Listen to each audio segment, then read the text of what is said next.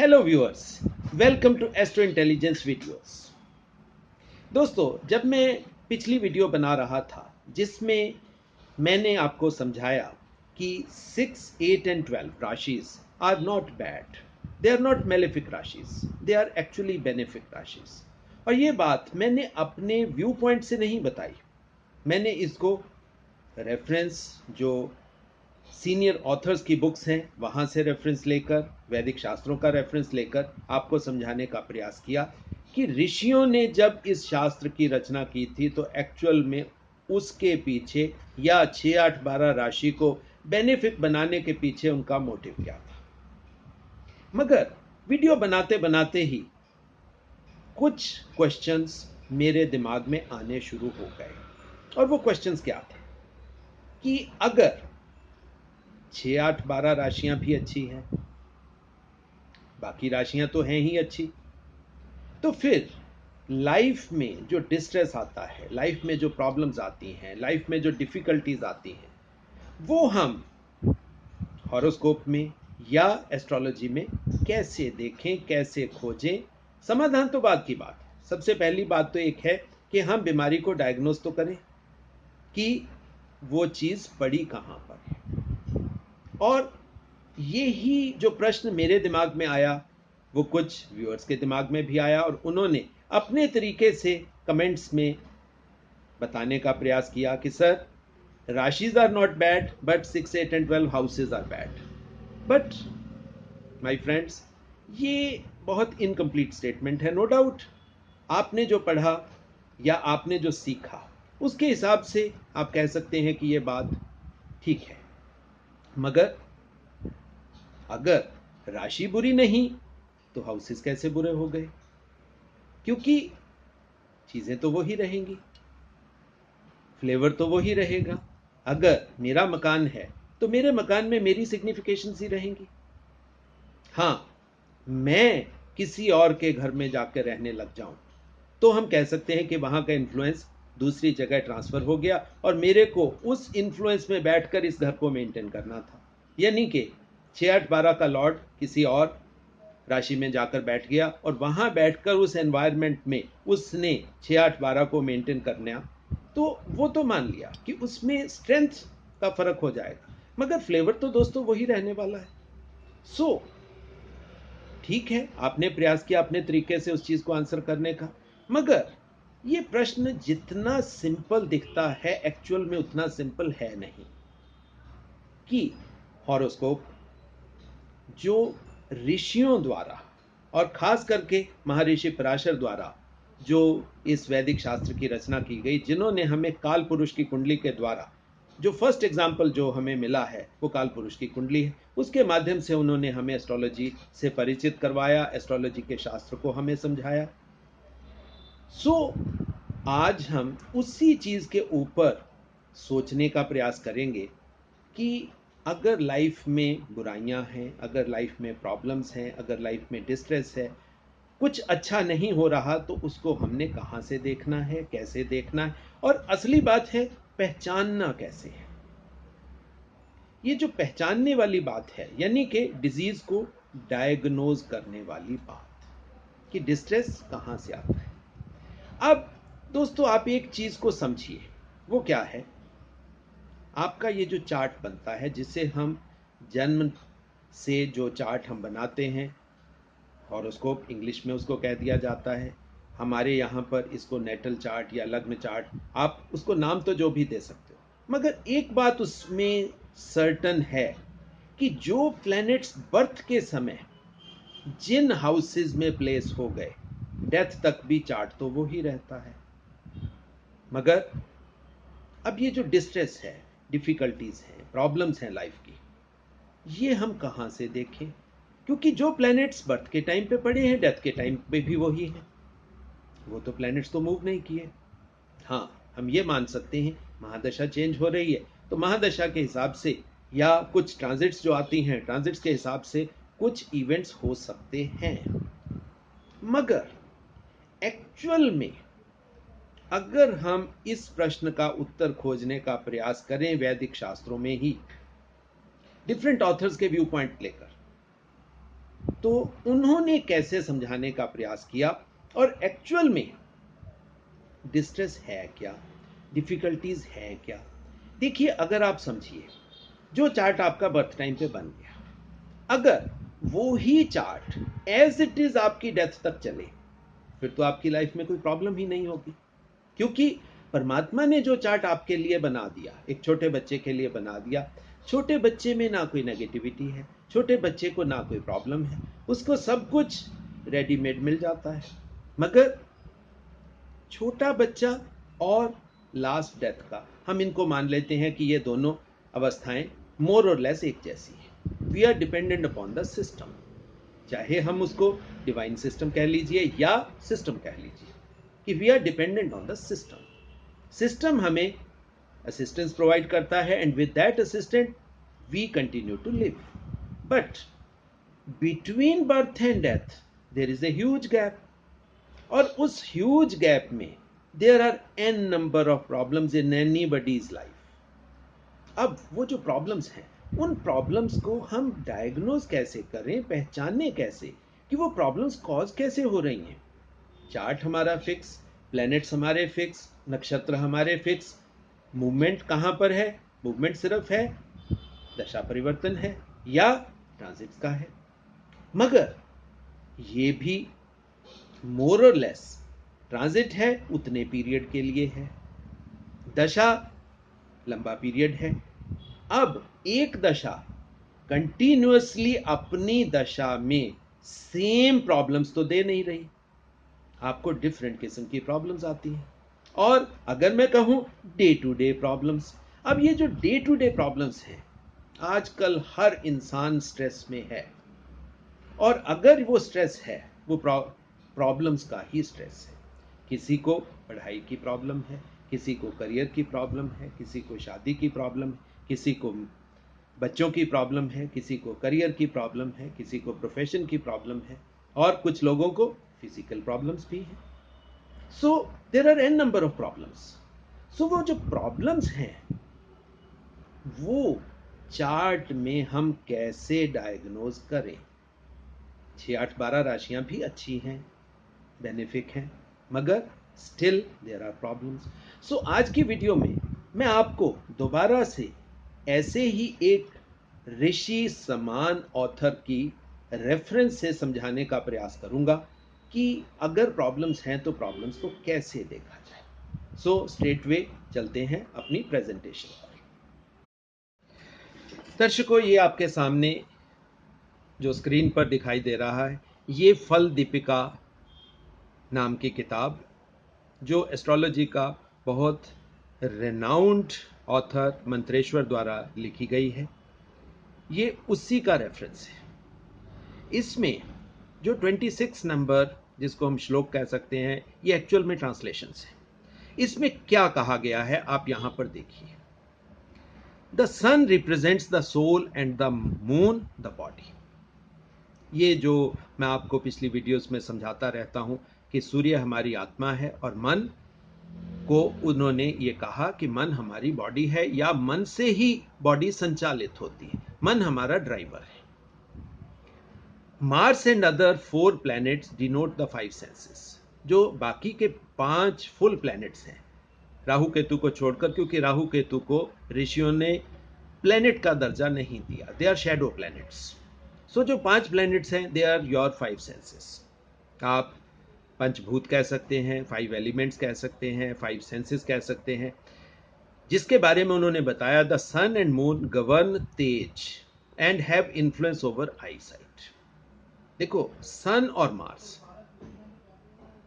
Mars fiery planet है, सन तो है ही फायर, अग्नि है, और ये तेज को मतलब यानी कि गवर्न करते हैं, जो आपके बॉडी में तेज है, और तेज से ही हमारी आईज या आईसाइट को निर्धारित किया जाता है, या वो इसको गवर्न करते हैं। The moon and the Venus rule over generative organs because they govern the watery element. अब मून और वीनस, इनको वाटरी उसमें रखा गया है, तो इसी वजह से जितने जेनिटल्स हैं, रिप्रोडक्टिव ऑर्गन्स हैं, जनरेटिव ऑर्गन्स हैं, वो क्योंकि वाटर एलिमेंट के साथ संबंध रखते हैं, तो उसकी रूलरशिप कह लीजिए, वो मून और वीनस को दे दी गई। मरकरी गवर्न्स स्मेल यानी कि नोज को, Jupiter governs sound, the capacity to hear, Saturn, Rahu and Ketu they govern the touch. Touch का जो फील्ड है ये दिया गया शनि को और राहु केतु। मगर यहां पर एक मेरे को मजेदार स्टेटमेंट मिली जो आज आपकी क्वेरीज या जो मेरा प्रश्न था उसका आंसर बन सकती है। वो क्या है? Rahu Ketu and Gulik are enemies of the sun and will cause distress to the body and the soul. अब आप देखिए, डिस्ट्रेस ही प्रॉब्लम है, डिस्ट्रेस ही डिफिकल्टी है। वो चाहे कष्ट हमारी आत्मा को हो, चाहे वो कष्ट हमारे शरीर को हो। देखिए, कुछ डिस्ट्रेस प्योरली आत्मिक होता है, यानी सोल लेवल पर होता है, जिसको हम स्पिरिचुअल लेवल्स भी कह सकते हैं, और कुछ बिल्कुल 100% फिजिकल लेवल पर है, और कुछ डिस्ट्रेस फिजिकल से थोड़ा सा आगे जाकर साइकोलॉजिकल लेवल पर भी होते हैं। और मैं अपनी हर वीडियो में आपको ये समझाता रहता हूं कि ये जो एस्ट्रोलॉजी का शास्त्र है ये एक्चुअल में साइकोलॉजी का शास्त्र है। सो बॉडी से लेकर सोल तक, यानी कि फिजिकल, साइकोलॉजिकल और स्पिरिचुअल, इन तीनों को अगर डिस्ट्रेस कभी लाइफ में होगा तो वो कहां से होगा? क्योंकि सन की एनिमीज कौन कौन से हैं? राहु केतु एंड गुलिक। सो हमें चार्ट में राहु केतु की पोजीशनिंग और राहु केतु के साथ गुलिक की पोजीशनिंग ये देखनी पड़ेगी अपने लाइफ के डिस्ट्रेसेस को खोजने के लिए, अपनी लाइफ की प्रॉब्लम्स को खोजने के लिए, जिनसे हमारे शरीर, मन और आत्मा, इन तीनों को कष्ट पहुंचता है। सो कहीं ना कहीं लाइफ की प्रॉब्लम्स या जो लाइफ में दुख है, दुख के पीछे ये मेरी अपनी स्टेटमेंट नहीं है। यहां पर मैं दोबारा आपको ये ही वर्ड बोलता हूं कि ये मेरी स्टेटमेंट नहीं है, ये बहुत सीनियर रिस्पेक्टेड ऑथर्स की स्टेटमेंट है। और अगर ये उनकी स्टेटमेंट है, एक्चुअल में अगर आप देखें तो फल दीपिका उनकी भी स्टेटमेंट नहीं है, ये सूत्रों की ही ट्रांसलेशन है, और जो सूत्र हमें शास्त्रों से मिले। राहु केतु और गुलिक क्योंकि सन के दुश्मन हैं, सो ये हमारी बॉडी से लेकर आत्मा तक ये कष्ट पहुंचाते हैं। अब यहां पर इसके साथ ही वो ही प्रश्न फिर खड़ा हो जाता है, चार्ट तो फिक्स है, प्लैनेट्स तो फिक्स हैं, तो जो लाइफ में जो चेंजेस आएंगे, जो दुख आता जाता रहता है, उसके जो चेंजेस आएंगे वो कैसे पता लगेंगे हमें?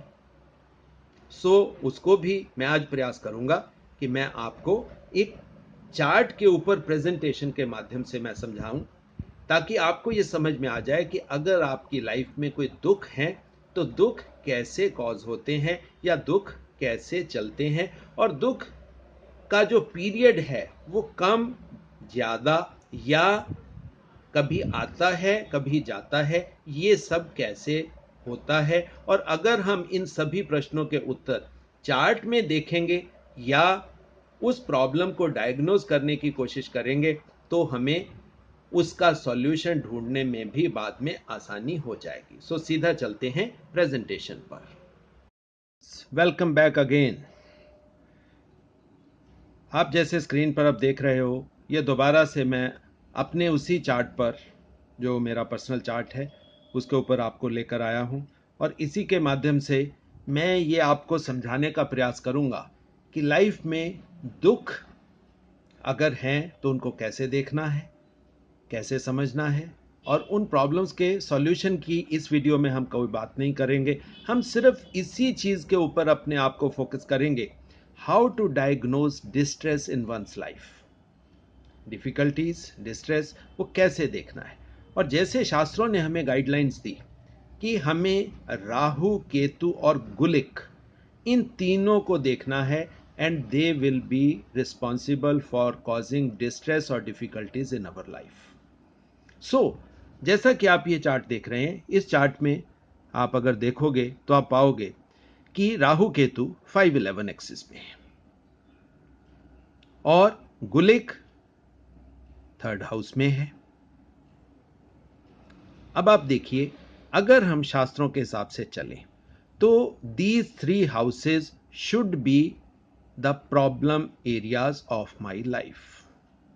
अब इसको हम दूसरे किसी और तरीके से भी समझने का प्रयास करेंगे। सो इसके लिए मैं आपको कहूंगा कि आप सर्वाष्टक वर्ग भी देखें।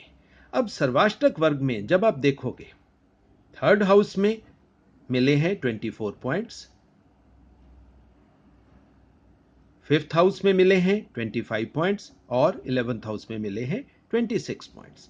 सो ये तीनों houses in a way they are below the average limit of 28। सर्वाष्टक वर्ग देखने का यह तरीका है कि जिस भी हाउस में 28 से कम स्कोर आएगा कि वो हाउस प्रॉब्लम हाउस है, वहां पर डिस्ट्रेस है, वहां पे प्रॉब्लम्स हैं, डिफिकल्टीज हैं। सो ये इस तरीके से भी हमें समझ में आ गया कि Rahu Ketu axis 5th, 11th और तीसरा पोजीशन ऑफ गुलिक। सो ये 3 हाउसेस या 3 प्लैनेट्स ही, जिसमें 2 शैडो प्लैनेट्स हैं और गुलिक को भी हम फुल प्लैनेट नहीं मानते, ये भी सब प्लैनेट है, उपग्रह है। मतलब शास्त्रों में इसको छोटा ग्रह माना गया है। सो अब जो मेरा क्वेश्चन था, जिसके माध्यम से मैं आपको थोड़ा सा एक और आगे के सब्जेक्ट पर लेकर जाना चाहता हूं। देखिए, ये जो मेरा चार्ट है, ये मेरे बर्थ के टाइम भी यही प्लेसमेंट थी और मेरे डेथ पर भी यही प्लेसमेंट होगी। इस प्लेसमेंट में कोई चेंजेस नहीं आएंगे। जो मेरे नक्षत्र हैं वो भी बर्थ से लेकर डेथ तक यही रहने वाले हैं। सो अगर आप देखोगे, ये तो चेंज ही नहीं हो रहा। अब आप कहेंगे कि सर आप देखिए, दशा पीरियड के हिसाब से चेंजेस आ सकते हैं। बिल्कुल मैं मानता हूं कि जो पहले का पीरियड था वो केतु का पीरियड था, केतु के बाद वीनस का पीरियड था और ये इसी हिसाब से हमारी ये चीज चलेगी। मगर अब दशा पीरियड भी, अब आप देखिए, वीनस का पीरियड है, आप जानते हैं 20 साल का है। तो क्या 20 साल में मेरे को कोई भी प्रॉब्लम नहीं आई? तो 20 साल, देखिए ये तो हो ही नहीं सकता कि किसी की लाइफ में 20 साल में कोई प्रॉब्लम ना आए। अब सूर्य का टाइम है 7 इयर्स का है, तो यहां पर 6 इयर्स का है। यहां पर अब आप देखेंगे कि 6 साल में क्या एक सी प्रॉब्लम ही आई? अब जब चंद्रमा का टाइम देखेंगे जो कि 10 साल का है, तो क्या सिर्फ इन 10 सालों में मेरे को सिर्फ इमोशनल प्रॉब्लम्स ही आई, साइकोलॉजिकल प्रॉब्लम्स ही आई? सो ये भी तरीका कहीं ना कहीं रीजनिंग पे या तर्क पे उतना अच्छा नहीं बनता। सो अगर हम इस चीज को अब समझने का प्रयास करेंगे कि ठीक है, दशा पीरियड कुछ आपको इंडिकेशन जरूर देता है कि दशा पीरियड से कुछ चीजें आप सिंगल आउट कर सकते हो या उनको आप पिन पॉइंट कर सकते हो। मगर फिर भी, क्योंकि दशा पीरियड बहुत लंबा पीरियड है और एक सी प्रॉब्लम तो कभी भी नहीं रहेंगी। अगर आप कहें कि जी सूर्य के 6 साल के पीरियड में, तो फिर वो 6 साल के पीरियड में वो ही प्रॉब्लम्स चलनी चाहिए। अब जैसे राहु का पीरियड है, तो राहु का पीरियड जैसे डिस्ट्रेस का बोला गया, तो राहु के पीरियड में 18 के 18 साल में सेम एक ही किस्म की प्रॉब्लम्स चलनी चाहिए, क्योंकि दशा मतलब चार्ट में ना राहु बदल रहा है ना केतु बदल रहा है। जब राहु केतु एक्सिस ही चेंज नहीं हुआ, तो फिर उन 18 साल में प्रॉब्लम्स की इंटेंसिटी या प्रॉब्लम्स की नेचर कैसे बदल सकती है? मगर दुख आने जाने हैं, कभी आएंगे कभी चले जाएंगे, कुछ टाइम के लिए रहेंगे। कुछ दुख बहुत ज्यादा परेशान करने वाले होंगे और कुछ दुख बहुत कम परेशान करने वाले होंगे। सो इस चीज का निर्धारण कैसे किया जाए, पहली बात। दूसरी बात, आप कहेंगे कि सर ट्रांजिट्स आप देख लीजिए। देखिए, ट्रांजिट्स जो हैं, ट्रांजिट्स बहुत छोटा पीरियड होता है। प्लैनेट्स ये तो आते जाते रहेंगे और ये चलते ही रहेंगे। और ट्रांजिट्स के बारे में मेरी ओपिनियन थोड़ी सी डिफरेंट है, क्योंकि ट्रांजिट्स ज्यादा कलेक्टिव कॉन्शियसनेस पे इंपैक्ट करते हैं। क्योंकि अब जैसे आप देखिए कि आजकल राहु की ट्रांजिट 4th हाउस में है और 10th हाउस में केतु और मंगल की ट्रांजिट है। ये जैसे हम अगर इसको शो भी करें आपके लिए, तो आज का अगर ट्रांजिट कैलकुलेशन शो करेंगे तो आप देखेंगे कि जैसा मैंने आपको समझाया था कि 4th हाउस में राहु और 10th हाउस में केतु और मंगल। मगर ये तो थोड़े टाइम की प्रॉब्लम है, यानी कि जितनी देर वो ट्रांजिट रहेगी तो वो तो उस हाउस के ऊपर इंपैक्ट आना चाहिए। फिर ये जो कंफ्यूजन कॉज होगी, क्योंकि Rahu Ketu axis primary chart में 5-11 में पड़े थे, अब यहां पर ये इनकी पोजीशनिंग 4th और 10th हाउस में आ गई। तो क्या इस पीरियड में अगर राहु केतु डिस्ट्रेस के कारक हैं तो क्या 4th और 10th की प्रॉब्लम्स आएंगी या 5-11 की प्रॉब्लम्स आएंगी या 4, 5, 10 और 11 ये 4 हाउसेस की प्रॉब्लम, और क्या ये प्रॉब्लम पूरे 18 महीने एज इट इज चलती रहेंगी? मगर दोस्तों ऐसा तो होता ही नहीं। इसको जानने के लिए जो मैंने थोड़ा सा अपने लेवल पर रिसर्च किया, काफ़ी समय से वो रिसर्च चल रही है और एक रेफरेंस वीडियो उसके ऊपर मैं आपको डाल भी चुका हूं, और उसके ऊपर पूरे वर्ल्ड में इस टाइम काफ़ी काम हो रहा है। काफ़ी फॉरेन रिसर्चर्स उसी मेथड के ऊपर they are working on it and they have found that technique working perfectly in order. आज हम उसी टेक्निक के माध्यम से दोबारा जानने का प्रयास करेंगे कि दुख कैसे किसी की लाइफ में आते हैं। उसके लिए आपको दशा पीरियड पे जाना पड़ेगा, क्योंकि दशा पीरियड ही हमारे लिए शास्त्रों द्वारा दी गई एक पिन पॉइंट डायरेक्शन है। अब जैसा मैंने पिछली वीडियो में आपको समझाया था कि फर्स्ट महादशा is applicable for your first house, या जिसको हम D1 चार्ट कहते हैं या नेटल चार्ट कहते हैं, उस पे ही एप्लीकेबल होगी। जैसे ही हम सेकंड महादशा में जाएंगे तो हमारा सेकंड हाउस एक्टिवेट हो जाएगा और हमारा चार्ट उसी के हिसाब से चेंज होगा, और उसको चेंज करने के लिए मैंने आपको टेक्निक समझाई थी कि show chart from this house. ये लीजिए, that means for this 20 years long period now you will see one thing कि जो राहु केतु एक्सिस है वो राहु केतु एक्सिस चेंज होकर 4 और 10th हाउस में आ गए, हैविंग 5 और 11 एनर्जीज। इस पीरियड में अगर मेरे को दुख आएंगे, डिस्ट्रेस आएगा, लाइफ की डिफिकल्टीज आएंगी, लाइफ की प्रॉब्लम्स आएंगी, तो आप देखेंगे कि इन्हीं हाउसेज या इन्हीं के जो सिग्निफिकेशंस है इन हाउसेज की उसी के परव्यू में आएंगी। बाकी हाउसेज की कोई प्रॉब्लम नहीं आ सकती। अब यहां पर सिर्फ इन्हीं दोनों को नहीं देखना, आपको गुलिक को भी देखना है। तो यहां पर गुलिक भी चेंज होके सेकेंड हाउस में आ गया, यानी कि आप समझ सकते हैं कि गुलिक के सेकेंड हाउस में आते ही फाइनेंशियल प्रॉब्लम्स आएंगी इस अवस्था में। हालांकि शुक्र का पीरियड है, फाइनेंशियल प्रॉब्लम्स आनी नहीं चाहिए, मगर शुक्र का पीरियड होने के बावजूद क्योंकि गुलिक सेकेंड हाउस में चेंज होकर चला गया, सेकेंड हाउस की प्रॉब्लम्स या फाइनेंशियल प्रॉब्लम्स भी आएंगी। फाइनेंशियल प्रॉब्लम्स आएंगी, घर की प्रॉब्लम्स आएंगी और डिफिकल्टीज इन प्रोफेशन। आप सीधा सीधा पिन पॉइंट कर सकते हैं। इसी तरह जैसे ही आप थर्ड महादशा, तो थर्ड महादशा में क्या होगा उसको देखने के लिए, समझाने के लिए मैं आपको दोबारा से वापस लग्न चार्ट पर लेकर जाता हूं।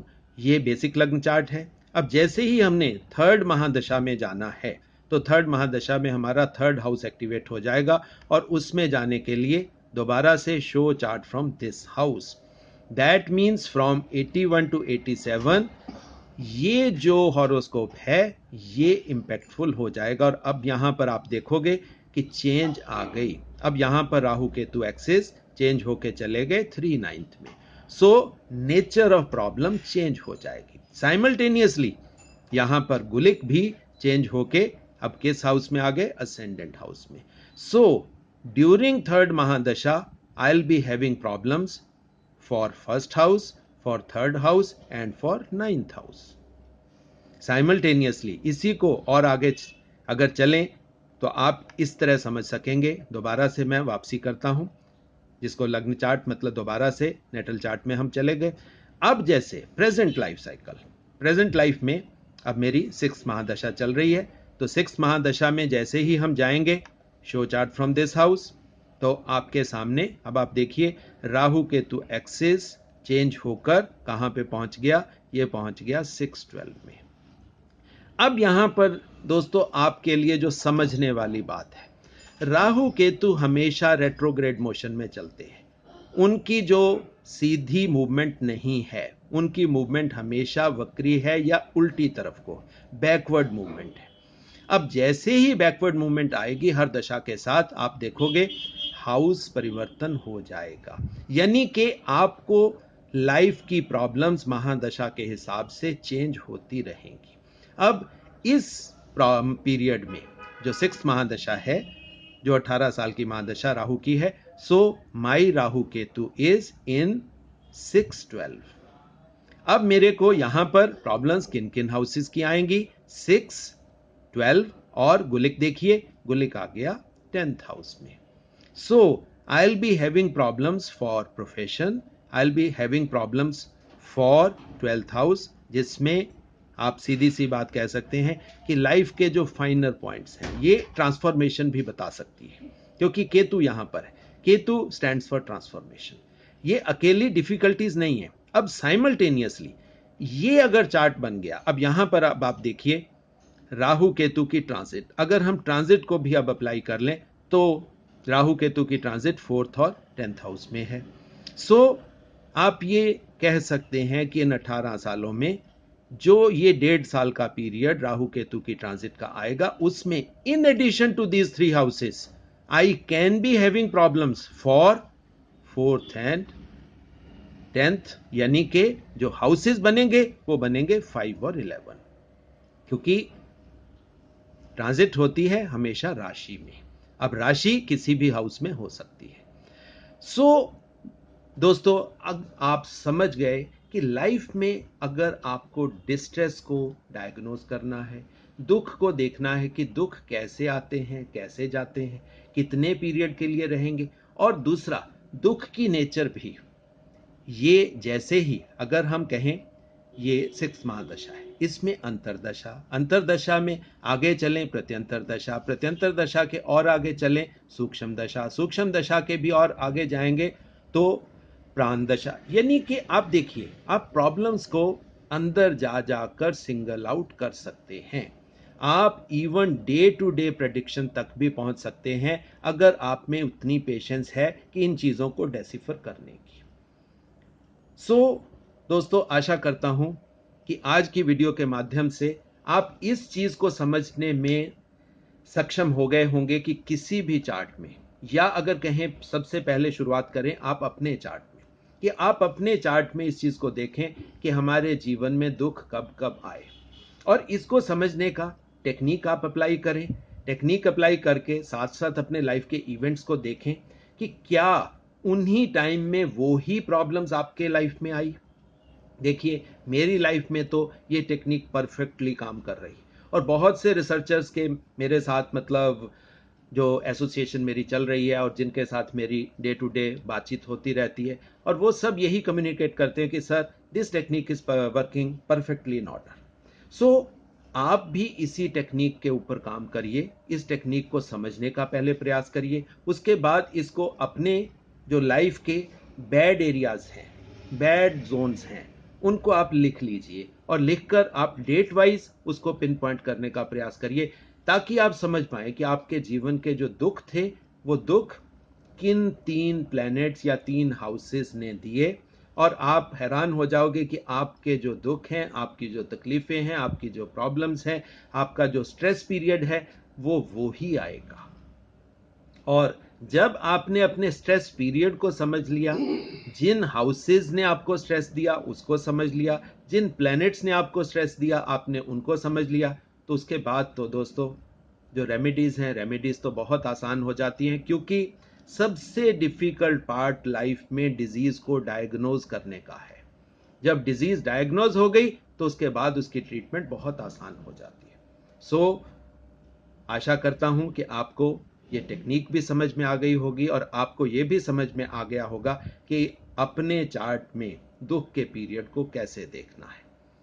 सो दोस्तों, विद दिस मैं अपनी वाणी को विराम दूंगा और जो रिक्वेस्ट हर वीडियो में मैं आपसे करता हूं कि ये जो एस्ट्रो इंटेलिजेंस का चैनल है, ये आपका अपना चैनल है, वैदिक एस्ट्रोलॉजी की नॉलेज का चैनल है। इस नॉलेज को ज़्यादा से ज़्यादा बढ़ाने के लिए आपका प्यार शुरू से हमें मिल रहा है और रिक्वेस्ट है कि इस प्यार को और बढ़ाते रहिए, ज़्यादा से ज़्यादा चैनल को शेयर करिए ताकि ये नॉलेज ज़्यादा से ज़्यादा घरों तक पहुँचे और एक ऑथेंटिक एस्ट्रोलॉजी जो वैदिक से शुरू हुई और उसी वैदिक एस्ट्रोलॉजी को हम मूल रूप, मूल स्वभाव में घर घर तक पहुंचाएं।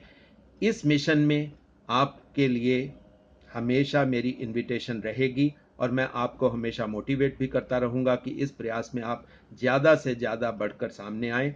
और हालांकि ये काम आप पहले भी बहुत अच्छे तरीके से कर रहे हैं, मगर जब तक घर घर तक एस्ट्रो इंटेलिजेंस का चैनल नहीं पहुंच जाएगा तब तक तो मैं ये रिक्वेस्ट और ये मोटिवेशन की जो आपके लिए मैं कहता रहता हूँ, ये मैं करता रहूँगा।